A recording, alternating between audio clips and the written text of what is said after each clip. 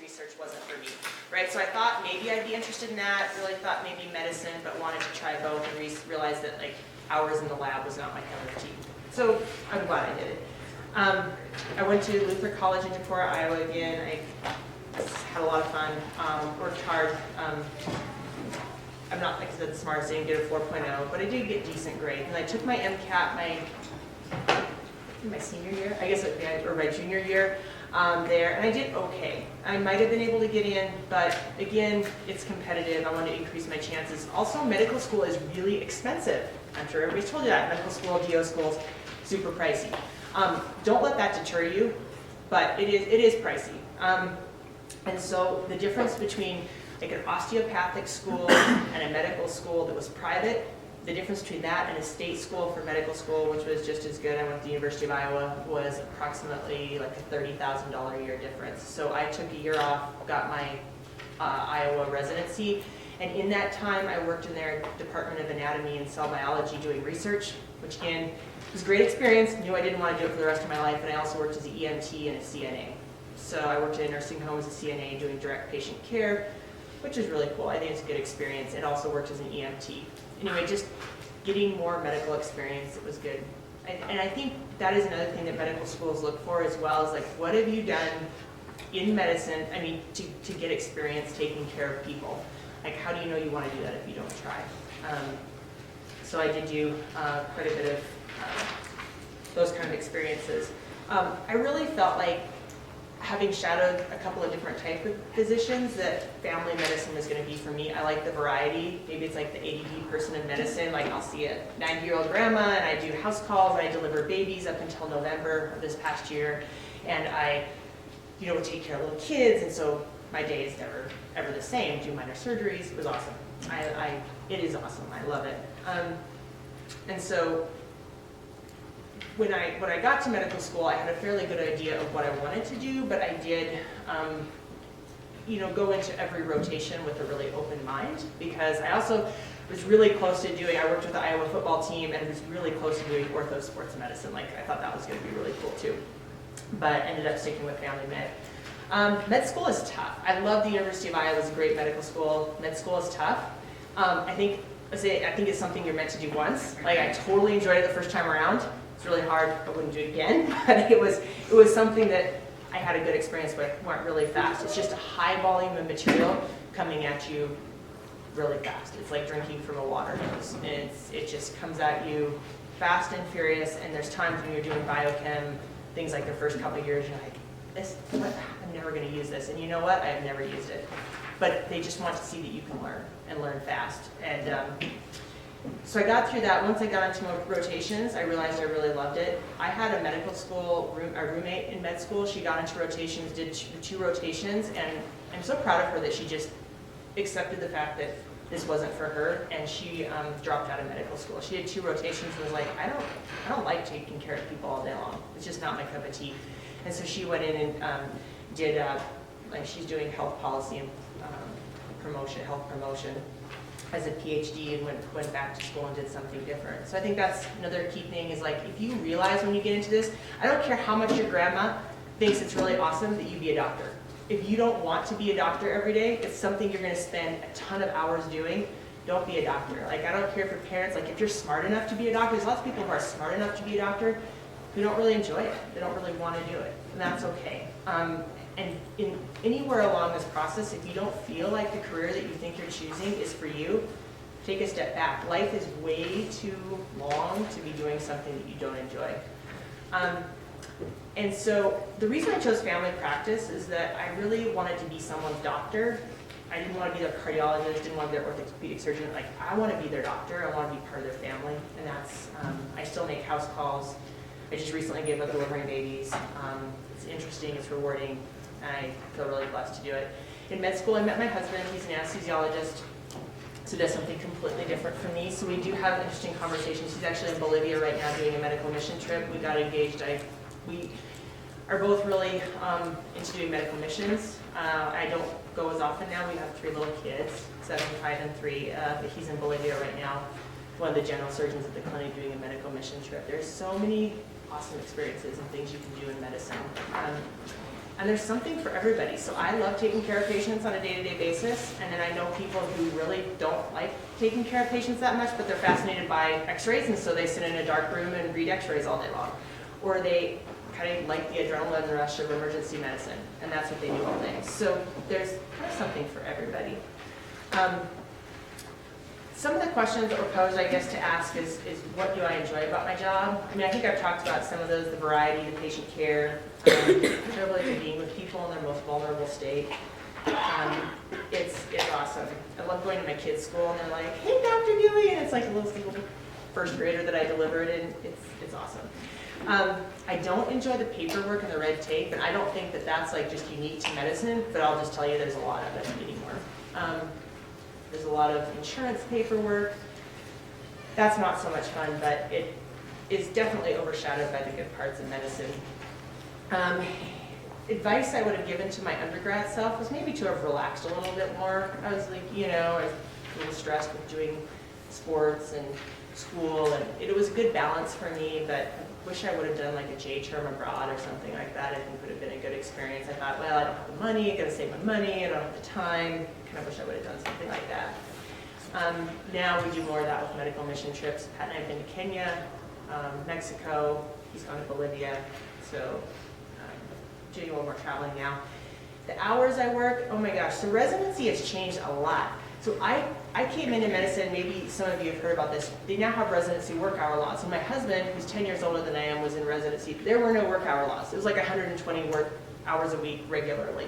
And when I came into residency, and now it's like an 80-hour work week, which is still a lot of hours, but that's what it's been cut down to.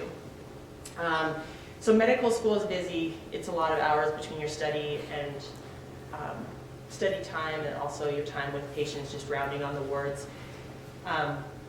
But now I work 3 days a week. We've got 3 little kids, so I work 3 days a week. I work part-time for the clinic, which, because my husband has a job with call, he does hearts, anesthesia with hearts. I just decided not to do call anymore, and that's why I gave up delivering babies. So that works better for our family. I mean, it's a really good job. I mean, how many jobs can you earn? I mean, honestly, like a family, a living wage, working 3 days a week. I'm really blessed. Yeah, it was a lot of hours. I had a fairly healthy student loan. Not as bad as if I wouldn't have gone to a state school, but I still came out with $75,000, which is not bad anymore. Now they say on average it's like $250,000 of loans that you'll come out with. So it's good money. You're not, if you're looking to get rich, medicine is not what to go into, especially primary care, but it's super rewarding. I mean, there's things you could do to earn a lot more money sooner in your life, but it's great. Yeah, so as far as hours, I work 3 days a week. I still do pediatric call and then take phone call. It's not call with medicine. I mean, most everything you're going to do except for like dermatology, and then shift work. A lot of people are gravitating towards shift work, ER, hospitalists, those kind of things, and those things you're not going to do call. But if you do general surgery, ortho, family medicine, internal medicine, a lot of those are call-related specialties.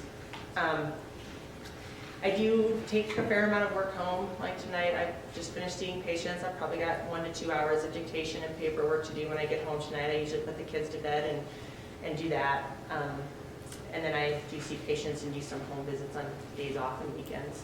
It's just kind of part of the job. I am required to take my boards every 10 years. I've got that looming this year, maintain certifications.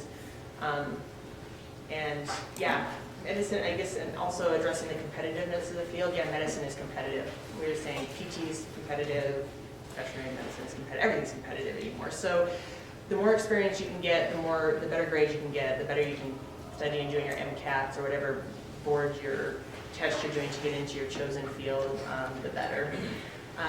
Med school will definitely wean out those who don't want to work or aren't committed. And if you're committed to 8 hours a night of sleep and all your weekends free, it's probably not the job for you. It requires your undergrad degree, 4 years of medical school, and then for pediatrics, internal medicine, family medicine, it's at least a 3-year residency. I did that here in Billings through Riverstone, a Montana Family Medicine residency, and I also did a wilderness medicine fellowship, which was a really cool thing. If I didn't have kids, I probably would have done an Everest stint with an Everest ER team, but I've worked up at Yellowstone Park and done some cool things with that. So if you do general surgery or like a subspecialty, you may not get a job till you're like 35 years old. But don't let that, I mean, you're working, it's just not out in actual practice. So it's a lot of schools. So what I want everybody to do is take today and imagine where you want to be 5 years, 10 years, 20 years down the road. And look at whether the career you chose provides for like where you want to be.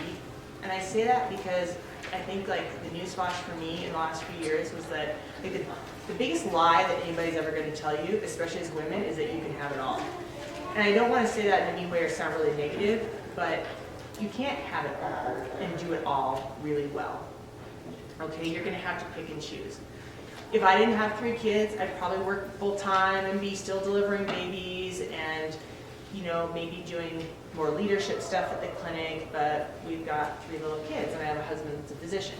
And we live in a little place and my folks still ranch and we're involved in that. Like, you can't have it all and do it all really well. You have to pick and choose. So if you're, and not just for women, it's for men too. If you want to have kids and coach your son's little league team and you're committed to having a life outside of medicine, maybe neurosurgery is not for you, or maybe cardiovascular surgery is not for you. Maybe you want to pick something.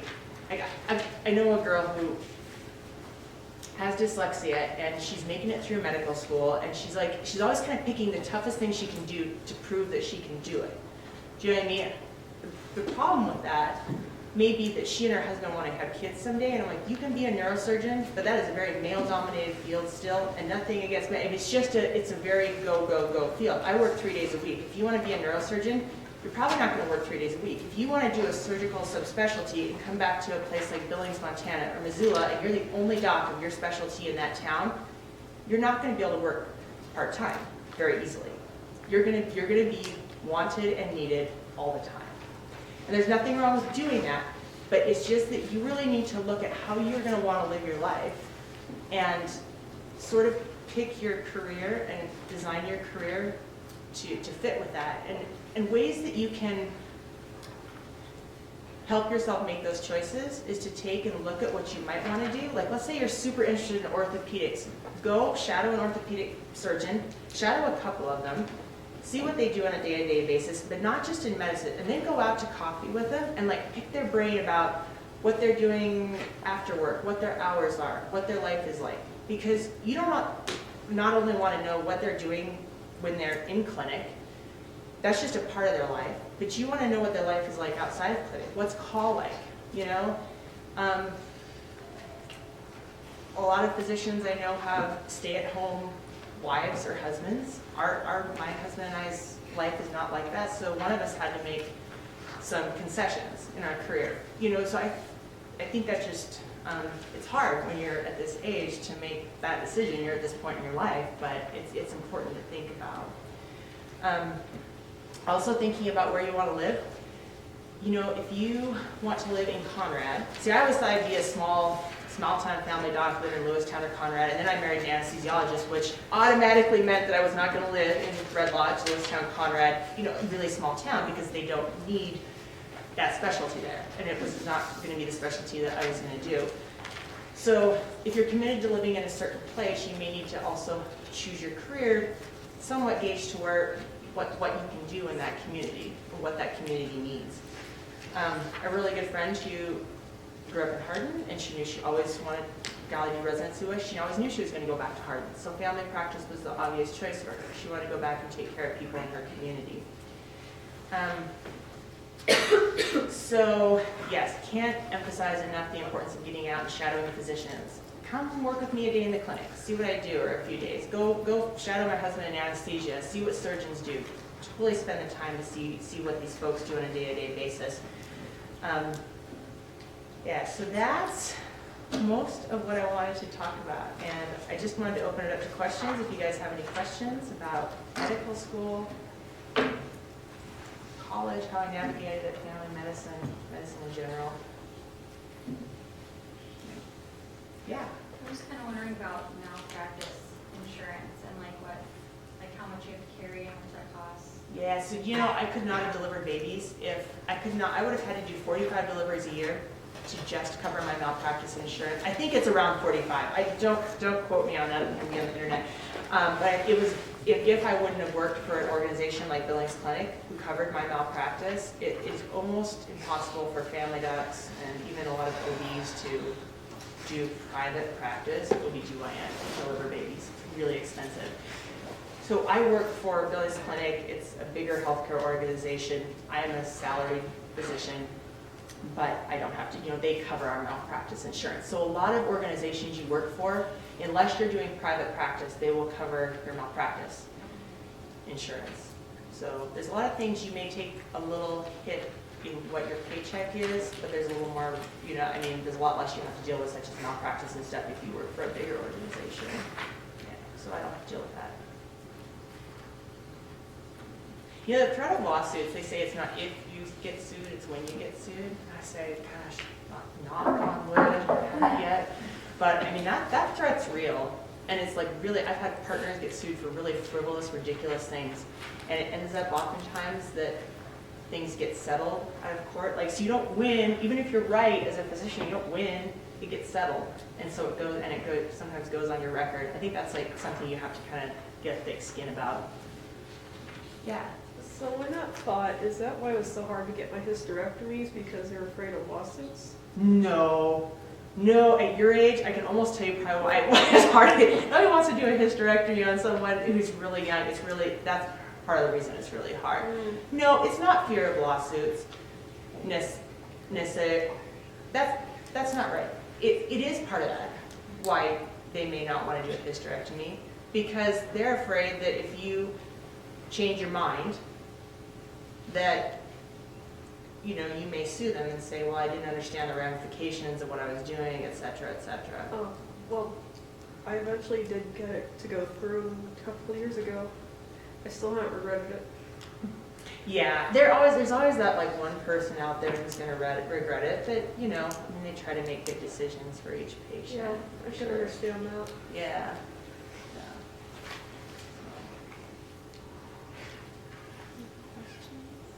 Yeah. How many medical schools did you apply to? Gosh, so I tried to go through the WWAMI program, and because I had already gotten my Iowa residency, they said no, unless I did the MD PhD program, which those are 12 years. MD PhD programs are 13, I don't know, it's a long time just to get through medical school and get your PhD. I have no interest in that. So anyway, I basically put all my eggs into one basket at the University of Iowa, which I wouldn't necessarily recommend. So, DO schools are very expensive, private medical schools are very expensive, but it's worth applying to a couple of different schools. And in Montana, the WWAMI program is great.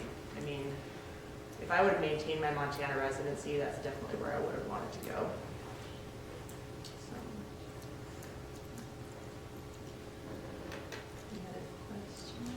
Yes.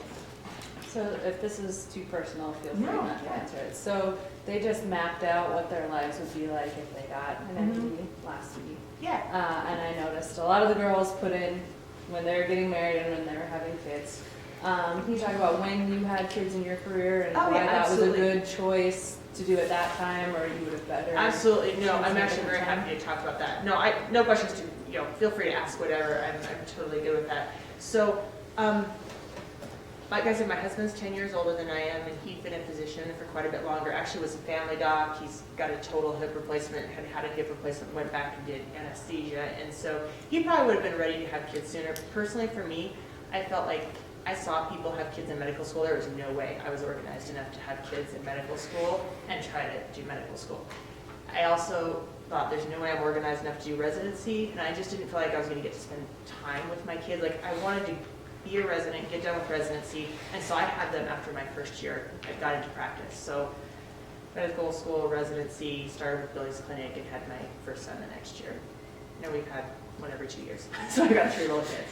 So from a medical standpoint, I know some people say that you run the risk of all these things if you start having kids too late? Absolutely. You know, your risk of Down syndrome starts going up at like age 25.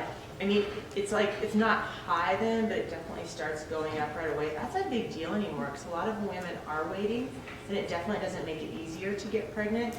You know, I also had one of my partners, the gal I share the office with, her husband is a stay-at-home husband, stays home with the kids, so they did have kids in residency, and it worked out fine for them, you know?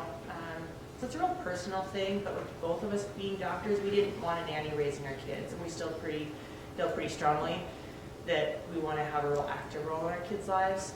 And I mean, I'm lucky, like, so not everybody can work 3 days a week and support their family. I mean, I'm lucky because my husband's also a physician. I mean, it works out fine for us, but yeah, for us, we're starting later work, and it worked out well. I didn't have any problems having kids, but you know, once you get to 35, now you're considered advanced maternal age.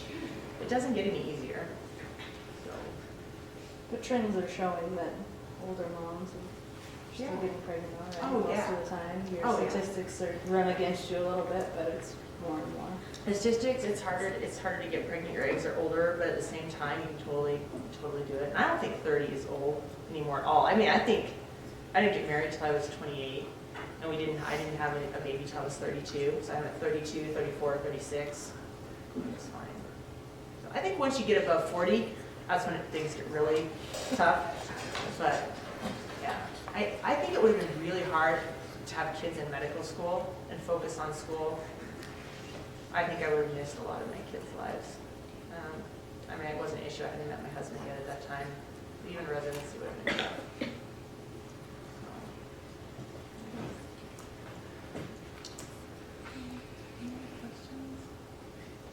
Any of you guys shadowed docs yet? Or shadowed physicians if you're interested? The LDS Clinic does take students. I mean, I've had students multiple times. If you are interested in shadowing physicians, go to their website or call Human Resources, and you have to fill out paperwork. It's all like background checks, HIPAA stuff. And then just contact a physician, look into a department that you're interested in, and a lot of people are totally willing to have physicians. You can't touch patients, that's the rule, but you can totally shadow them around for a day or two, go to the OR if it's a surgeon you're interested in shadowing. And like I said, I'd encourage you to just take time and spend with that person, maybe an hour after clinic, and say, hey, I just want to talk to you about what life is like for you. I think that's a big part of it. How many people or like how many hours do you think you shadowed doctors before you? Oh my gosh, I barely remember. That's a really good question. I didn't do a ton in high school. In college, I spent several weekends. Gosh, that would be a really tough thing. I probably spent the equivalent of at least a couple of weeks shadowing physicians. And kind of all in family medicine too. Yeah. But then I was also, like I said, working as a CNA and an EMT, so I was getting some medical experience that way as well.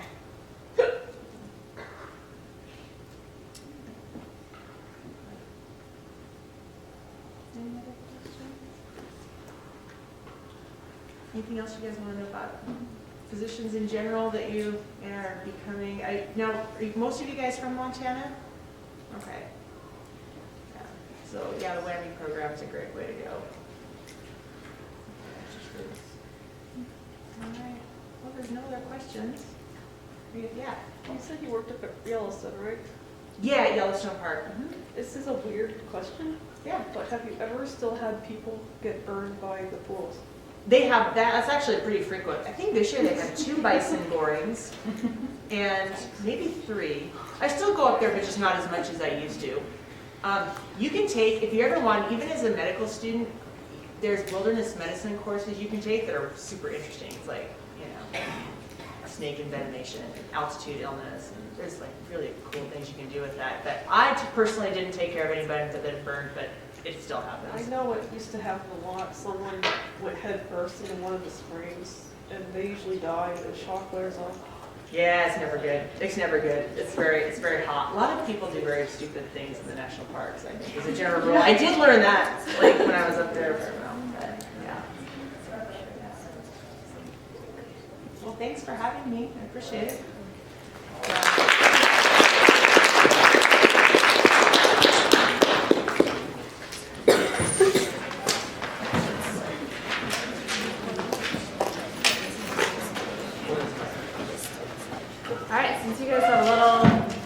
time to be working on an assignment since we have a week